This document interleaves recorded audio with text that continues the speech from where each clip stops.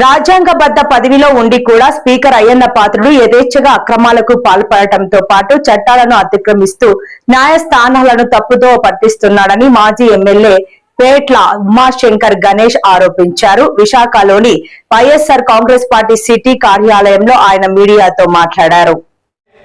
ఏదైతే నర్సీపట్నంలో ఒక పెద్ద చెరువు ఉందో ఆ చెరువు మధ్యలో విగ్రహాలు పెట్టాలని చెప్పి భూమి పూజ చేశాడు స్పీకర్ అయ్యన్న పాత్రుడు. దానిపైన ఎవరైతే ఆ ప్రాంతంలో ఉన్న రైతులు ఉన్నారో రైతులందరూ కూడా నష్టం జరుగుతుందని చెప్పి నా వద్దకు వస్తే నేను అక్కడ అనకాపల్లి జిల్లా కలెక్టర్ గారిని కూడా ఆశ్రయించడం జరిగింది. అయినప్పటికీ కూడా జిల్లా కలెక్టర్ గారు ఏమాత్రం పట్టించుకోకపోతే గౌరవ హైకోర్టు వారిని ఆశ్రయించాను. నేను గౌరవ హైకోర్టు వారిని ఆశ్రయిస్తే గౌరవ హైకోర్టు వారు ఎట్టి బస్సులు కూడా ఆ చెరువు మధ్యలో నిర్మాణాలు చేయకూడదు, ఒక నిర్మాణాలు చేపట్టినట్లయితే కోర్టు ముందు పెట్టి పర్మిషన్ తీసుకొని చేయాలని చెప్పి ఒక చీఫ్ జస్టిస్ గారు ఒక ఆర్డర్స్ పాస్ చేస్తే ఏమాత్రం పట్టించుకోకుండా అయ్యన్న పాత్రుడు నాకు స్పీకర్ పదవి ఉంది, ఏ అధికారులు ఏమీ చేయలేరు, కోర్టులు ఏమీ చేయలేవు అని చెప్పి ఉద్దేశంతో మరి కన్స్ట్రక్షన్ కూడా స్టార్ట్ చేయడం జరిగింది. ఏదైతే కన్స్ట్రక్షన్ స్టార్ట్ చేస్తున్నారో దానిపై మళ్ళీ జిల్లా కలెక్టర్ గారికి అనకాపల్లి జిల్లా కలెక్టర్ గారికి చెప్పడం జరిగింది. ఆయన కూడా పట్టించుకోలేదు. ఆ రోజు 27వ తారీఖు రాత్రి నేను వేరే ఫంక్షన్కి వెళ్ళి వస్తూ అదే ప్రాంతంలో వస్తున్నప్పుడు ఆ ప్రాంతంలో రాత్రి 8:30 గంటలకు ఏదైతే హైకోర్టు చీఫ్ జస్టిస్ గారు ఆ ప్రాంతంలో కట్టడాలు చేయకూడదని చెప్పి అన్నారో అదే ప్రాంతంలో మరి లారీలతో ఒక బ్లాక్ మెటల్ అన్నీ కూడా డంప్ చేయడం జరుగుతుంది. నేను వెంటనే అక్కడ ఆగి ఏదైతే స్థానికంగా ఉన్న పోలీసులు ఉన్నారో వాళ్ళకి ఇన్ఫార్మ్ చేశాను.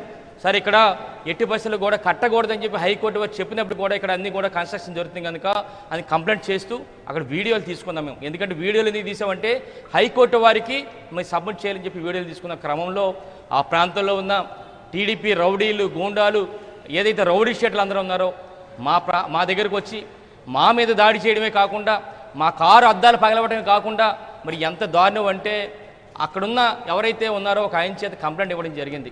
అంటే ఇది ఒక కొత్త సాంప్రదాయం తీసుకొస్తున్న నర్సీపట్నంలో తండ్రి కొడుకులు ఇద్దరు కూడా కొత్త సాంప్రదాయం ఏంటంటే మా మీద దాడి చేసి మా కారు అద్దాలు పగలగొట్టి ఆయన మీద కంప్లైంట్ ఇవ్వడం జరిగింది. ఆయన చేత కంప్లైంట్ ఏమి ఇచ్చాడంటే ఆ రోజు మరి 27వ తారీఖున కంప్లైంట్ ఇచ్చాడు.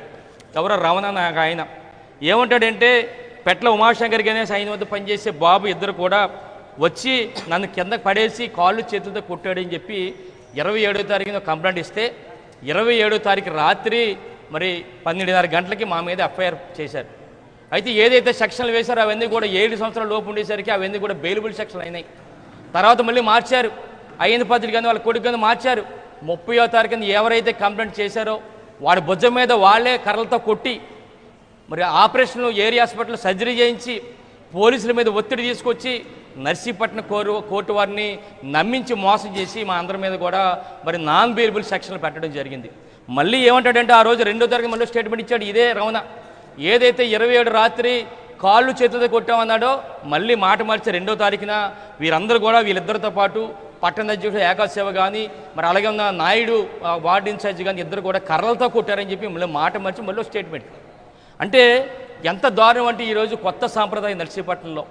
అంటే అధికారం ఉంటే ఎవరినైనా కొట్టచ్చు, ఎవరిపైన దాడి చేయడమే కాకుండా మనమే వాళ్ళ మీద కంప్లైంట్లు ఇచ్చి వాళ్ళని మనమే కొట్టి మనమే సర్జరీలు చేయించి పోలీసుల మీద ఒత్తిడి తీసుకొచ్చి కోర్టు వారిని నమ్మించి మోసం చేసి చెప్పని కొత్త సాంప్రదాయాన్ని ఈరోజు నర్సీపట్నంలో మరి అయ్యన్న పాత్రుడు తీసుకొచ్చాడని సంగతి మరి మీ ద్వారా తెలియపరచడం జరుగుతుంది. ఈరోజు మరి అందరూ కూడా అనొచ్చు ఈరోజు అందరూ కూడా ఆనందపడవచ్చు, నిజంగా మేము చేసాం వీళ్ళందరినీ కూడా ఇబ్బంది పెట్టామని చెప్పని. ఈరోజు ఎంత దారుణం అంటే ఈరోజు ఏదైతే అక్కడ ఉన్నామో మేమందరం కూడా మాతో పాటు ఏదైతే మా మున్సిపల్ అధ్యక్షుడు ఉన్నాడో ఏకాశివ కానీ వార్డు ఇన్ఛార్జిని కూడా 7 రోజుల పాటు జైల్లో పెట్టారు. అంటే చేయని తప్పుకి మరి ఈ విధంగా జైల్లో పెట్టిన సంగతి మీ దగ్గర తెలిపిస్తుంది. అదే కాకుండా ఒక 20 రోజుల పాటు మేము కూడా బయటికి వెళ్ళి మరి యాంటిసిపేట్ బెయిల్ తెచ్చుకునే పరిస్థితి ఈరోజు చెప్పడం జరిగింది. అయితే ముఖ్యంగా చెప్పాలంటే ఈరోజు చాలా ఆనందపడవచ్చు వీళ్ళందరూ కూడా. ఏంటంటే మమ్మల్ని ఇబ్బంది పెట్టారని చెప్పి ఆలోచనలో అయ్యన్న పాత్రుడు కానీ వాళ్ళ కొడుకు కానీ ఉండొచ్చు. అయితే ఒక్కడే చెప్తున్నా ఈరోజు అయ్యన్న పాత్రుడు కానీ వాళ్ళ కొడుకు కానీ 100 కోట్ల డబ్బు ఉండొచ్చు, అధికారం ఉండొచ్చు, క్రిమినల్ ఐడియాస్ కూడా ఉండొచ్చు. కానీ ఒకటే చెప్తాం మీ అందరూ వాళ్ళిద్దరికి కూడా 3 సంవత్సరాల తర్వాత జగనన్న ప్రభుత్వం వచ్చిన తర్వాత మీరు ఏ విధమైన తప్పుడు ఆలోచనలతో ఆలోచన చేస్తారో ఆ ఆలోచనలు కూడా మాకు ఆ దేవుడు ప్రసాదిస్తే మీకు కూడా ఇదే విధమైన ఆచరణలు పెడతాం. ఏదైతే చట్ట ప్రకారం చర్యలు తీసుకోవాలో ఆ విధంగా చేస్తాం. మీ దోపిడీలన్నీ కూడా బయటికి తీస్తాం, మీరు చేసిన అకృత్యాలన్నీ కూడా బయటికి తీస్తాం. అది ఎలాగ ఉంటుందంటే చట్ట ప్రకారం ఎందుకు ఈ జీవితం, ఎందుకు తప్పులు చేశామని చెప్పి మదన పడే రోజు వస్తుందని చెప్పి మీ ద్వారా తెలియపరచడం జరుగుతుంది. వాళ్ళే కాదు, వాళ్ళ ఇంట్లో వాళ్ళే కాదు, వాళ్ళ చుట్టుపక్కల ఉన్న వాళ్ళు కానీ, వాళ్ళ పార్టీ నాయకులందరూ కూడా మీరు చేసిన తప్పుడు పనుల వల్ల, 5 సంవత్సరాలు చేసిన తప్పుడు పనుల వల్ల ఈ విధమైన దుస్థితి వచ్చిందని చెప్పి ఆ పార్టీ నాయకులు కూడా తిట్టే పరిస్థితి తీసుకొస్తామని చెప్పి మరి ఎట్టి పరిస్థితులు కూడా చట్టపరంగా వారిపై చర్యలు తీసుకోండి చెప్పి రాబోయే రోజుల్లో మీ ద్వారా తెలియపరచడం జరుగుతుంది. ఈరోజు ఒకటి చెప్పాలి, అధికారుల పరిస్థితి ఎలాగుందంటే, అనకాపల్లి జిల్లా పరిస్థితులు అధికారులు ఎలాగుందంటే, గతంలో మా జగనన్న ప్రభుత్వంలో నాతవరం మండలం ఉంది. నాతవరం మండలంలో గుమ్మిడిగొండ అనే గ్రామంలో కాలువ పారుతుందా, తాండవ కాలువ పారుతుందా, పక్కన ఒక నల్లగొండమ్మ తల్లి మరి గుడి కడుతుంటే ఇదే అయ్యన్న పాత్రుడు కంప్లైంట్ చేశాడు జిల్లా కలెక్టర్ గారికి.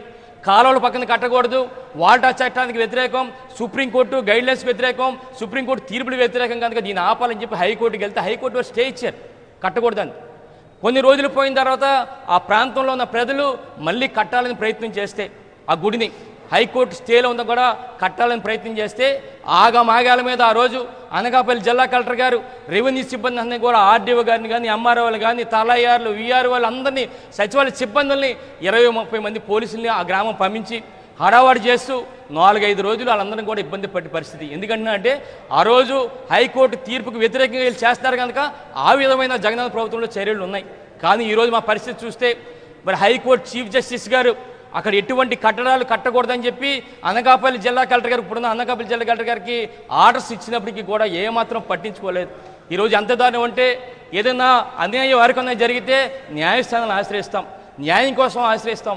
అదే న్యాయస్థానం హైకోర్టు వారు మాకు న్యాయం చేస్తే ఈరోజు ఆచరణ పెట్టాల్సిన అధికారులు ఈ జిల్లా కలెక్టర్ గారు ఏమీ చేయలేని పరిస్థితి. అంటే మరి ఎవరికి చెప్పుకోవాలో తెలియని పరిస్థితి ఈరోజు. ఇంకోటి ఏంటంటే, ఈరోజు అయ్యన్న పాత్రుడు కానీ వాళ్ళ కొడుకు కానీ